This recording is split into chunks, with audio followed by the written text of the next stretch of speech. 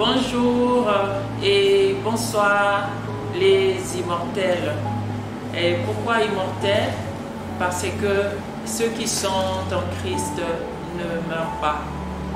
Parmi les dons que nous recevons, les bénédictions dont nous sommes bénéficiaires en recevant Jésus-Christ comme notre Seigneur et Sauveur, il y a la vie éternelle. Celui qui est né en Christ, il ne meurt pas. Même s'il meurt dans ce corps, il a l'espérance de pouvoir ressusciter lorsque l'époux reviendra. Il va ressusciter non pour être jugé, mais pour entrer dans la gloire avec le Seigneur. Gloire et honneur soient rendus à notre Seigneur Jésus-Christ qui nous a donné la vie éternelle par sa grâce. Que l'honneur et la gloire reviennent au Seigneur.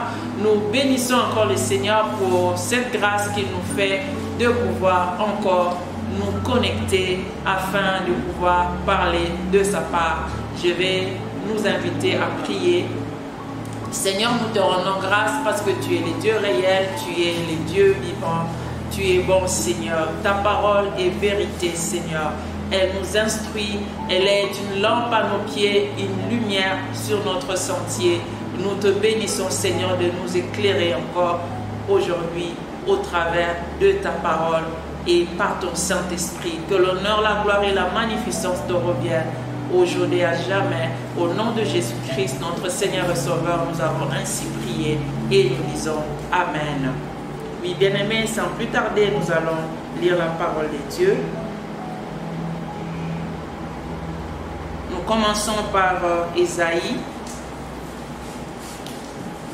Nous sommes dans Ésaïe au chapitre 42, verset 16.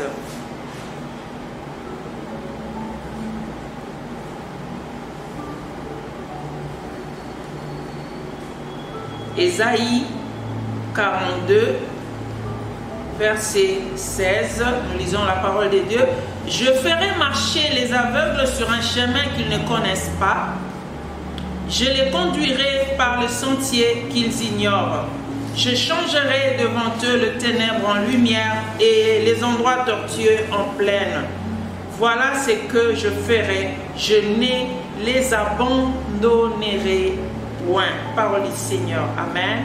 Et nous lisons Jérémie chapitre 32 verset 19. Jérémie 32 verset 19. Tu es grand en conseil et puissant en action. Tu as les yeux ouverts sur toutes les voies des enfants des hommes pour rendre à chacun selon ses voies, selon les fruits de ses œuvres. Parole du Seigneur. Amen. Nous lisons Genèse au chapitre 16, versets 1 à 5. Sarai, femme d'Abraham, ne lui avait point donné d'enfant. Elle avait une servante égyptienne nommée Agar. Et Sarai dit à Abraham, « Voici, l'Éternel m'a rendu stérile. Viens, je te prie, vers ma servante. Peut-être aurai-je par elle des enfants. » Abraham écouta la voix de Sarai. Alors Sarai, femme d'Abraham, prit Agar, l'Égyptienne, sa servante, et la donna pour femme à Abraham, son mari, après qu'Abraham eut habité 10 années dans les pays de Canaan. Il alla vers Agar et elle devint enceinte. Quand elle se vit enceinte, elle regarda sa maîtresse avec mépris.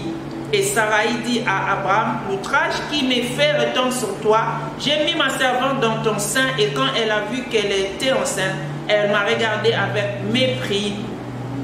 Que l'Éternel soit juge entre moi et toi. » Nous lisons le dernier passage dans 1 Corinthiens chapitre 2 verset 12.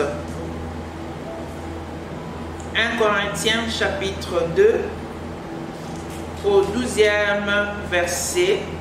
« Or nous n'avons pas reçu l'esprit du monde, mais l'esprit qui vient de Dieu, afin que nous connaissions les choses que Dieu nous a données par sa grâce. » Parole du Seigneur. Amen, amen.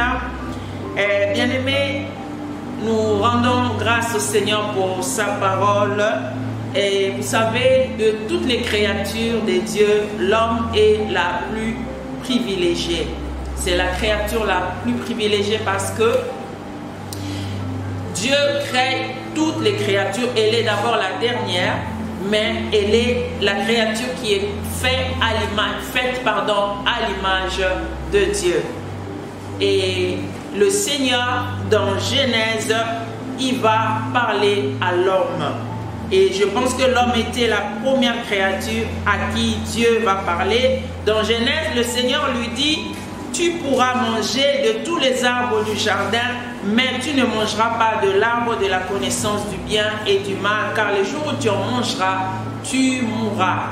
Ça, c'est Dieu qui est en train d'adresser la parole à l'homme.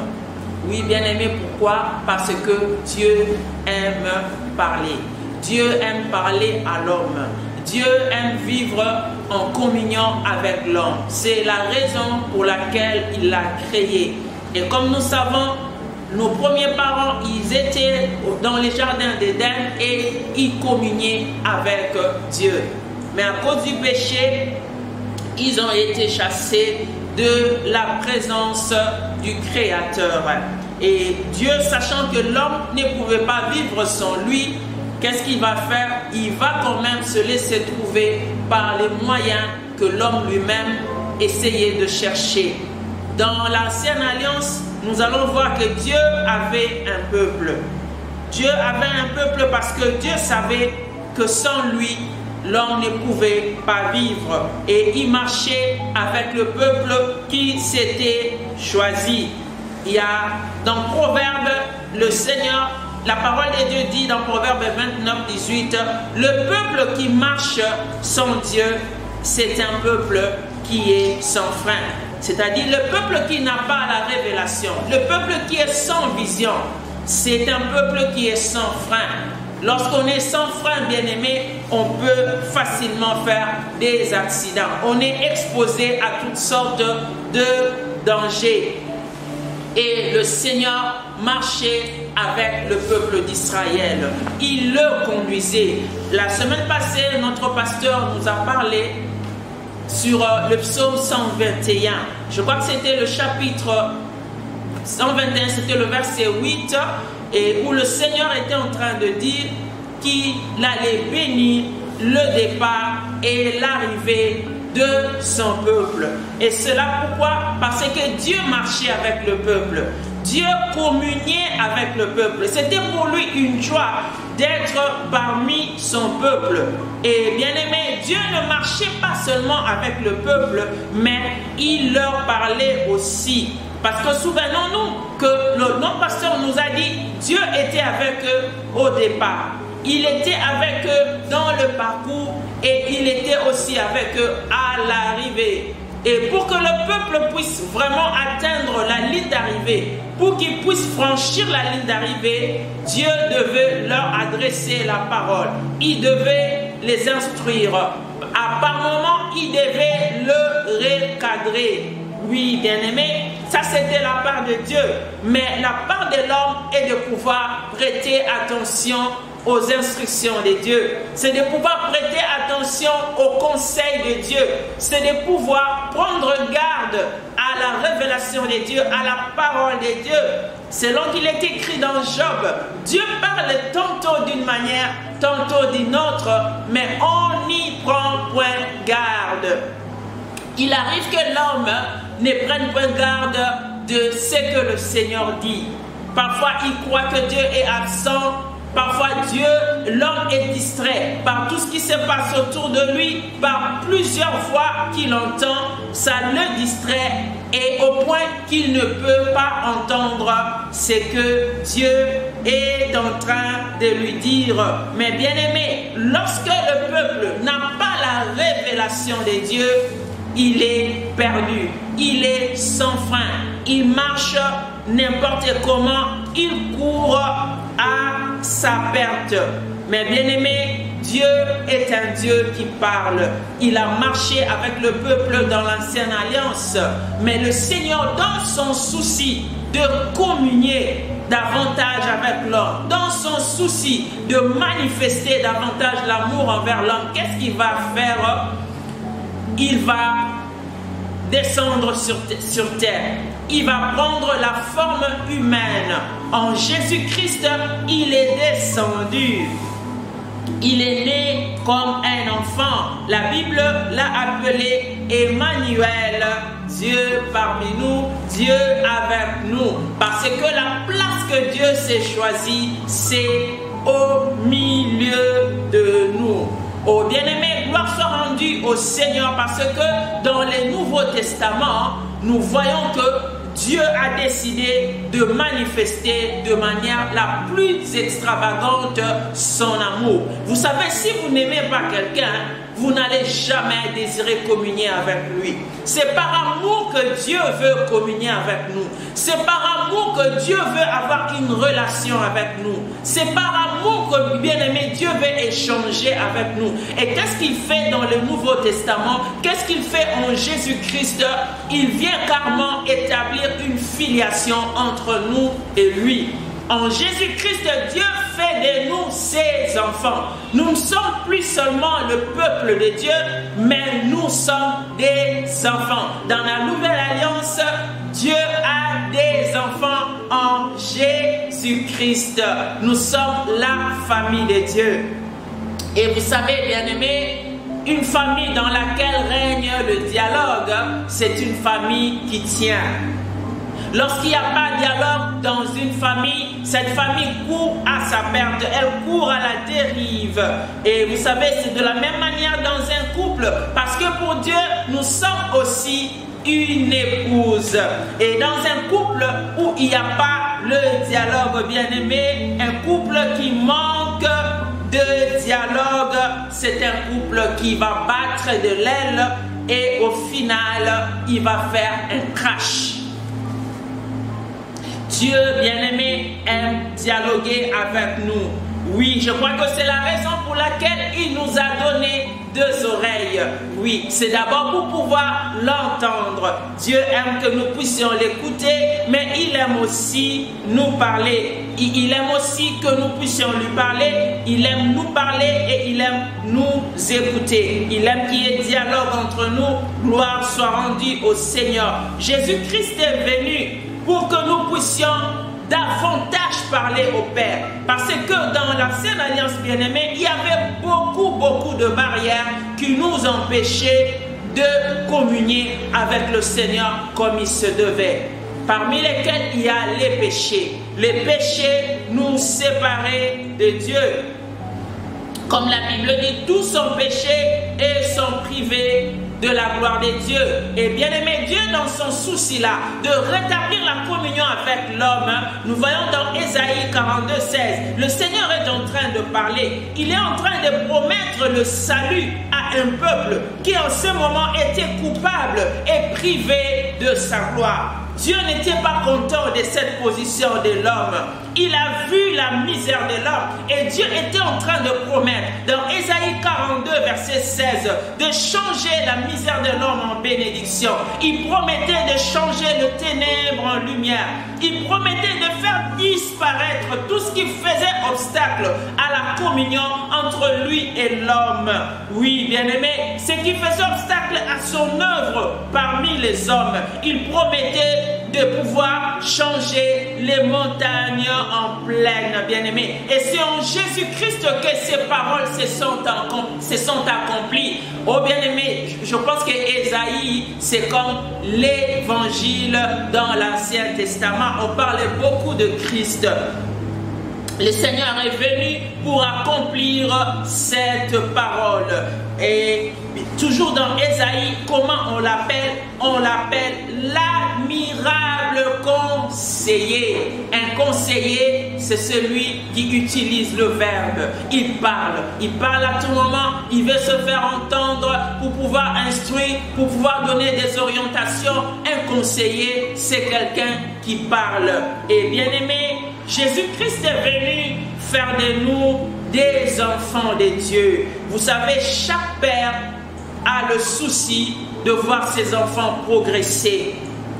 Et à cause cause de cela, bien-aimés, pour rétablir la communion, pour que nous sachions combien cela est important, un Dieu a versé son sang. Gloire soit rendue au Seigneur.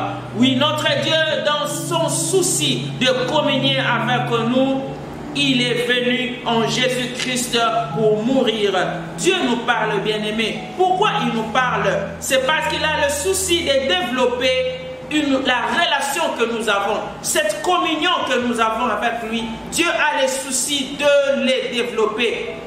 Vous savez, bien-aimés, plus vous parlez avec quelqu'un, vous le connaissez davantage. Chaque jour, bien-aimé, tu parles avec quelqu'un, tu les découvres davantage. On ne peut pas prétendre connaître quelqu'un avec qui on ne parle pas, quelqu'un avec qui on ne dialogue pas. Les dialogues, c'est le moyen le plus sûr qui nous permet de connaître davantage notre Seigneur. Et vous savez, bien-aimés, le Seigneur nous parle. Il nous parle afin que nous puissions les connaître parfaitement, afin que nous puissions même lui ressembler, parce qu'il est notre Père. Il nous parle aussi pour pouvoir nous imprégner, pour que nous puissions nous imprégner de lui.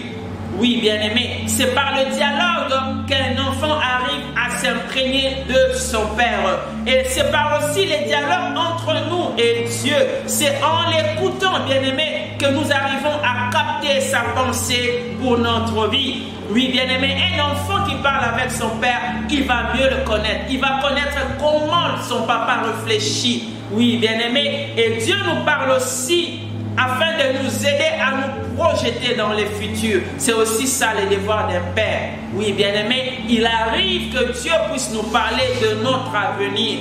Il nous parle des choses qui vont arriver. Nous le voyons dans l'Ancien Testament. Joseph, c'est vrai, il n'était pas un enfant de Dieu, il faisait partie du peuple. Mais le Seigneur, lui, a parlé de son futur.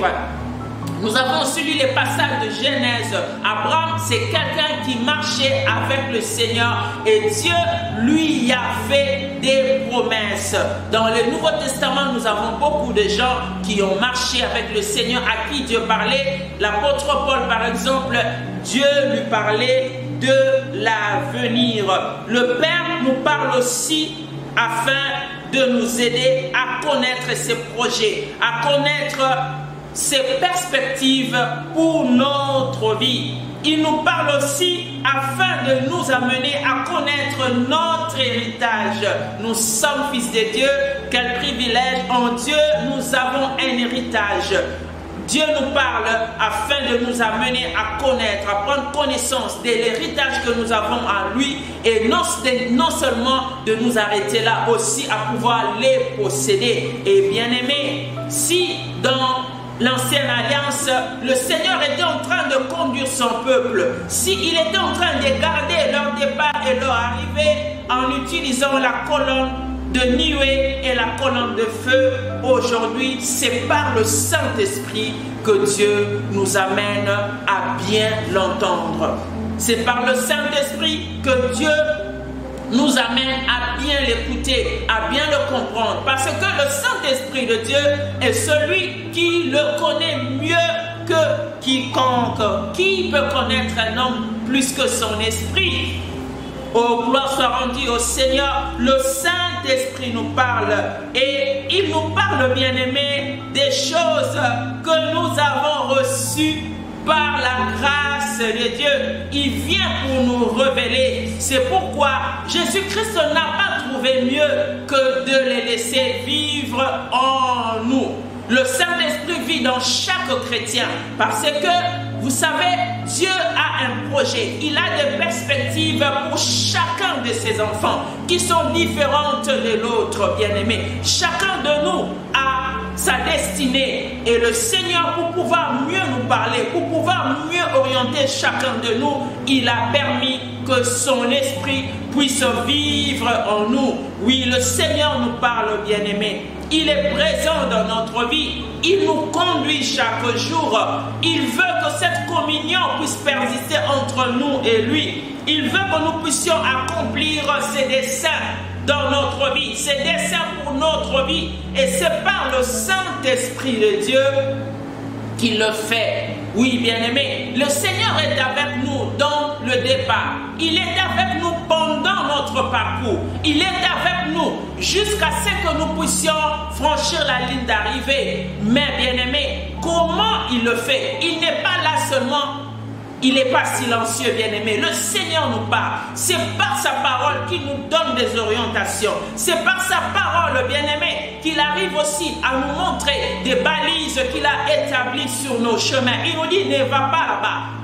Va à gauche, ne va pas à droite. Le Seigneur nous parle chaque jour.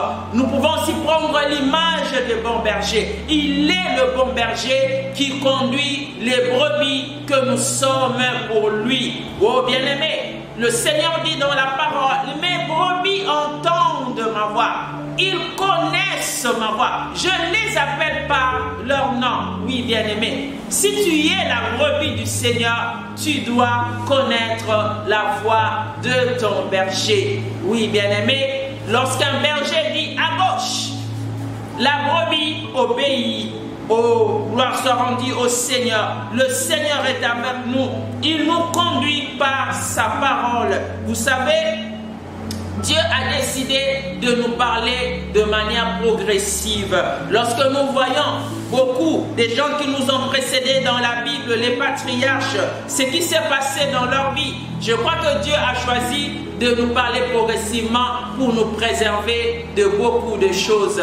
Parce que je me demande par exemple, quelqu'un comme Joseph, si Dieu, après qu'il lui ait parlé de sa destinée, a pris soin de lui montrer tout le parcours, tout ce par quoi il devait passer, je crois peut-être qu'il allait dire non, c'est trop difficile, je n'y arriverai pas. Le Seigneur nous parle pas à pas avec lui. À un certain moment, Dieu attend d'abord que nous puissions poser notre pied dans les Jourdains afin qu'il puisse le séparer et que nous puissions passer. Dieu nous parle progressivement. Et je pense aussi que c'est une manière pour lui de vouloir toujours maintenir cette communion avec nous. C'est parce que nous avons toujours besoin de lui. Sans lui, nous sommes comme des aveugles. Sans lui, nous nous perdons, bien-aimés. Lorsque nous sommes sans révélation, lorsque nous sommes sans vision de Dieu, bien-aimés, nous nous perdons. Nous sommes sans frein. Nous avons besoin de lui, bien-aimés. Et nous avons le privilège d'avoir en nous le Saint-Esprit. Il vit en nous. Il est là pour nous conduire. Il est là pour nous orienter. Il nous conseille en chaque chose. Il est là, bien-aimé. Il est présent. Mais c'est de notre devoir de pouvoir écouter le Seigneur. De pouvoir toujours écouter le Seigneur et de pouvoir marcher dans ses voies, de pouvoir suivre les orientations de Dieu. Dieu est avec nous dans notre départ. Il est avec nous dans notre parcours. Il est avec nous jusqu'à la ligne d'arrivée. Il nous a promis de ne jamais nous abandonner. Quel privilège, bien-aimé. Mais, bien-aimé, nous avons besoin d'écouter le Seigneur. Nous avons besoin d'être attentifs au Seigneur afin de pouvoir arriver là où Dieu nous attend. Nous n'avons pas reçu l'esprit du monde, bien-aimé, mais nous avons reçu l'esprit de Dieu afin que nous puissions connaître ce que Dieu nous a donné par sa grâce. Chacun de nous a un héritage en Dieu, bien-aimé. Notre Dieu, c'est un Père responsable. Mais bien-aimé, pour que nous puissions entrer, d'abord prendre connaissance de ce que nous avons, de l'héritage que nous avons besoin d'écouter le Seigneur, d'écouter son esprit. Il est là, bien-aimé, il est disponible et nous avons aussi besoin d'être disponibles pour pouvoir entendre le Seigneur.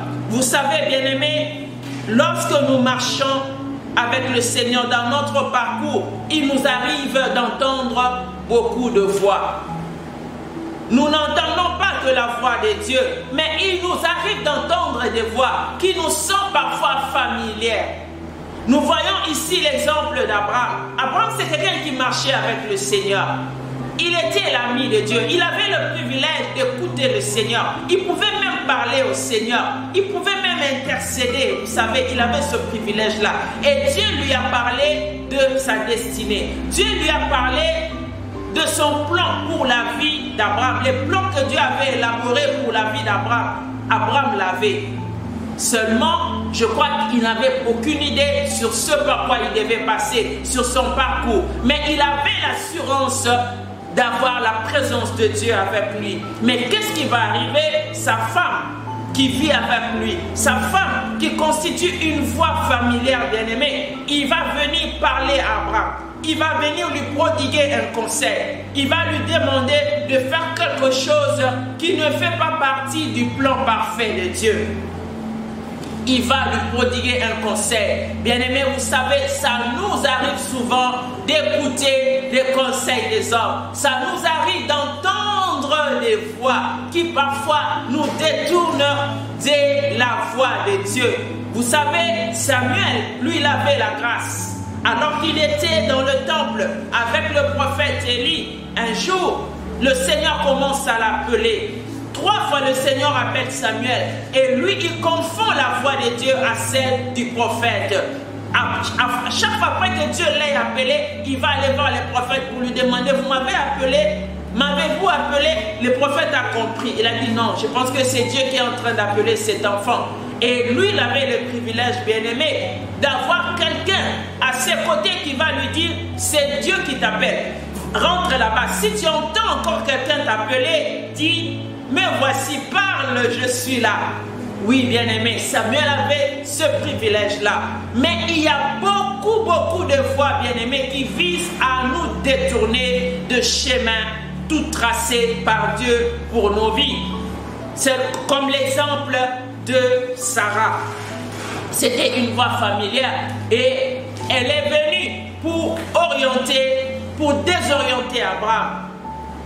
Elle vient lui parler, lui prodiguer un conseil qui est usuel. Je crois qu'à cette époque-là, c'était normal.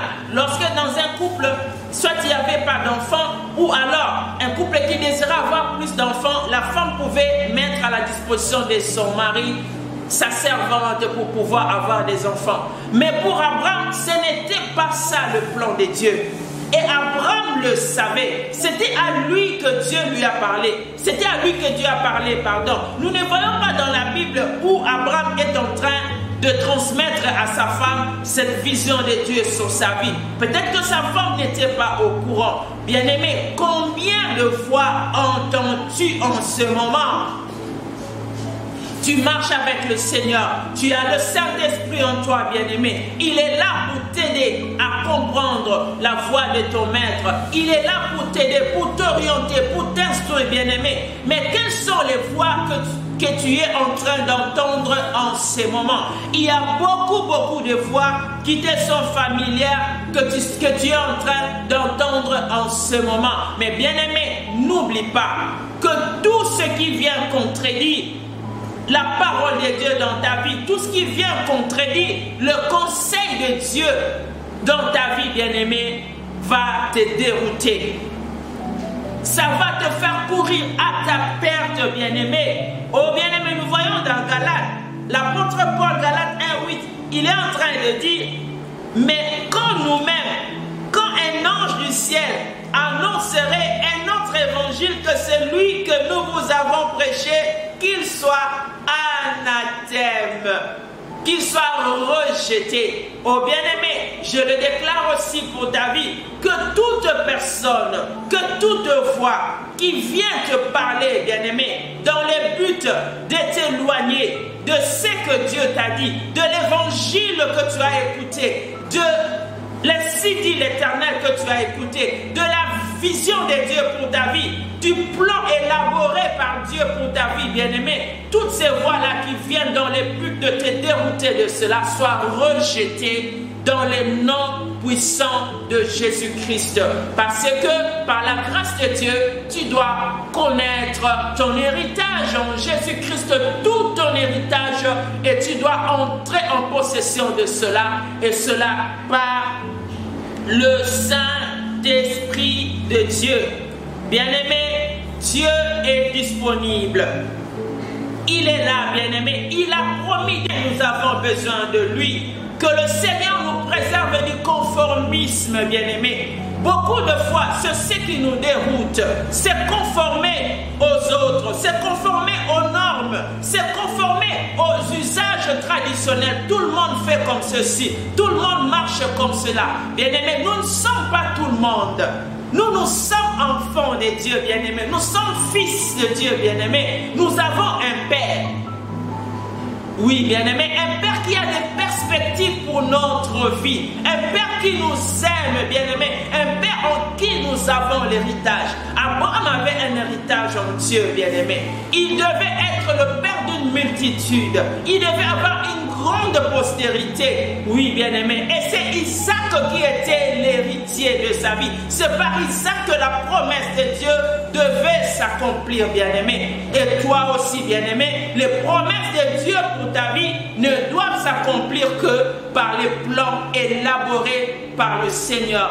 Voilà pourquoi ma prière pour toi est que, bien-aimé, par le Saint-Esprit, tu puisses rester attentif au Seigneur. Que tu puisses rester connecté au Seigneur. Que tu puisses continuer à marcher dans les voies de Dieu, bien-aimé. Que le Seigneur te préserve de tout ce qui peut te dérouter des voies des voies que le Seigneur a établies pour ta vie, bien-aimé. Que le Seigneur puisse te préserver. Que Dieu t'en préserve par la puissance de son esprit qui vit en toi. C'est Dieu qui te connaît mieux que quiconque, bien-aimé. C'est Dieu qui voit ce que tes yeux ne peuvent voir. Lui, il voit même l'avenir. Gloire soit rendue au Seigneur parce qu'il a promis d'être avec nous dans le passé, dans le présent et dans le futur. Parce que lui connaît notre futur. Il y a beaucoup de choses qui nous échappent, bien-aimés. Mais Dieu le voit. Il a le contrôle de toutes choses. Il a la direction de toutes choses. Il tient le monde entier dans sa main. Voilà pourquoi, bien-aimés, il nous est salutaire de continuer à dépendre du Seigneur. Il nous est salutaire de continuer à rester attentif au Seigneur, à écouter les directives du Seigneur, à écouter les instructions du Seigneur et à pouvoir obéir, à continuer à marcher avec le Seigneur.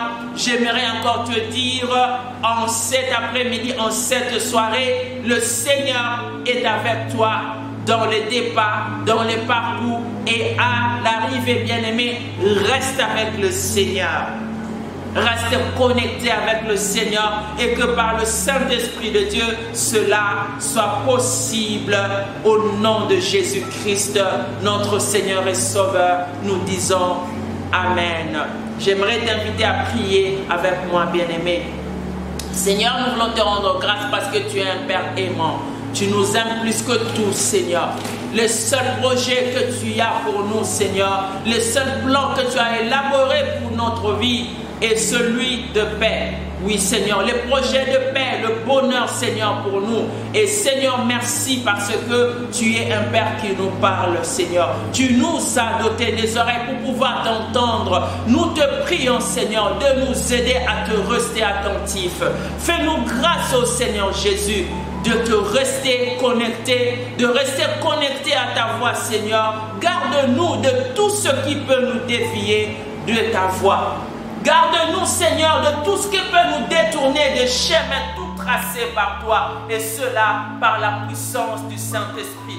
Fais-nous grâce, Seigneur, de toujours rester connecté au Saint-Esprit qui vit en nous, au Saint-Esprit qui est notre ami, de toujours écouter le conseil de Jésus-Christ par son Esprit qui vit en nous, parce que nous devons franchir la ligne d'arrivée de notre vie afin de te donner gloire. Au nom de Jésus-Christ, notre Seigneur et Sauveur, nous avons ainsi prié. Nous disons Amen, Amen, Amen. Que Dieu te bénisse.